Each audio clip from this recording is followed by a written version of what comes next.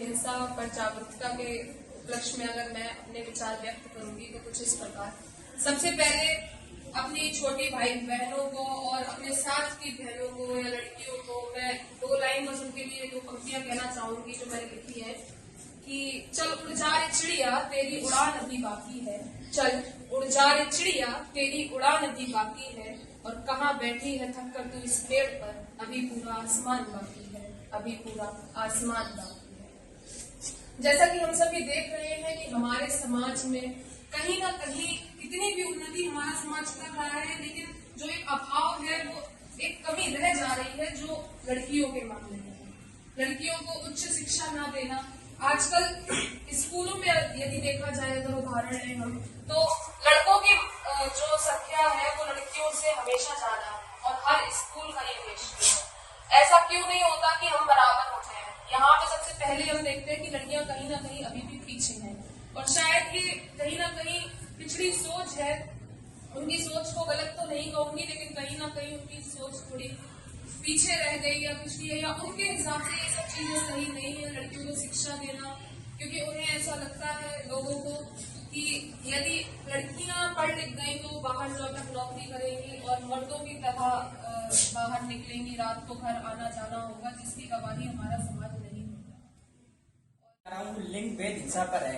आजकल हमने देखा है कि समाज बहुत ही अशिक्षित होने के कारण लड़कियों को ज्यादा उच्च शिक्षा का अधिकार नहीं देता है। लोग ये सोचते हैं कि अगर लड़कियां ज्यादा पढ़ जाएंगी तो वो लड़कों की बराबरी कर लेंगी। बहुत सारी जगह हमने देखा है कि वो लड़कियों के जन्म से ही पहले जन्म होते ही उनको मार देते हैं और उनको आगे बढ़ने का कोई अधिकार नहीं देते हैं। आजकल लड़कियां बहुत कुछ कर सकती हैं, जैसे कि जल सेना है, थल सेना है, बहुत सारी जगहों पर वो अपना कार्य को, अपनी प्रतिभा को दिखा रही है, लेकिन फिर भी समाज कुछ सोचकर उनको आगे बढ़ने की सहमति नहीं दे रहा है। तो मेरा ये मानना है कि लड़कियां हमेशा आगे लड़कों की बराबरी करती रहें और हम समाज को ये शिक्षा देना चाहेंगे कि वो लड़कियों को लड़कों के बराबर समाज में बिल्कुल बराबर हिस्सा है।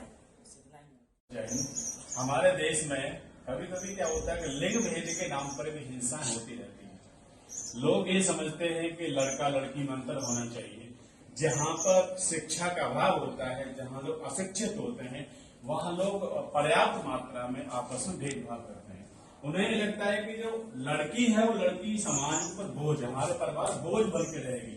इसलिए कभी कभी क्या होता है कि जहाँ पर लोग इन सब बातों में अंतर समझते हैं कि लड़की उन्नति करने में हमारे लिए कहीं न कहीं बाधा उत्पन्न करेगी, हमें उसकी शादी के लिए, पढ़ाई के लिए काफी समस्याओं का सामना करना पड़ेगा। इसलिए कहीं न कहीं पर क्या होता है, जन्म होने के बाद ही लड़की को बाहर दिया जाता है। इस तरह से हिंसाएं होती है, जबकि समाज में आजकल देखा जा रहा है हमारे देश में लड़कियां भी किसी भी क्षेत्र में कहीं पर भी कम नहीं है। वह उन जगह भी जा सकती है, चाहे आप सेना में ले लें, जल सेना में, थल सेना, वायु सेना में, यानी कि देश की उन्नति के प्रत्येक क्षेत्र में लड़कियां भी अपना पर्याप्त योगदान दे रही हैं। इस तरह से हमें कभी भी इस तरह के विचार नहीं लाने चाहिए कि लड़का लड़की में अंतर करें।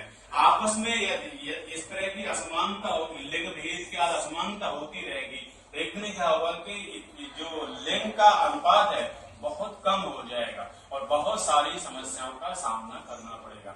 अतः हम सभी का दायित्व कर्तव्य है कि जहाँ पर लोग जागरूक नहीं है, जहाँ लोग इस तरह की बातों को मानते हैं, जहाँ बीवी आपस में असमानता करते हैं, वहां जाके हमें लोगों को बताना चाहिए कि लड़का और लड़की में कोई अंतर नहीं होता। आज एक लड़की भी उस मुकाम पर पहुंच सकती है जहां पर एक लड़का पहुंच सकता है।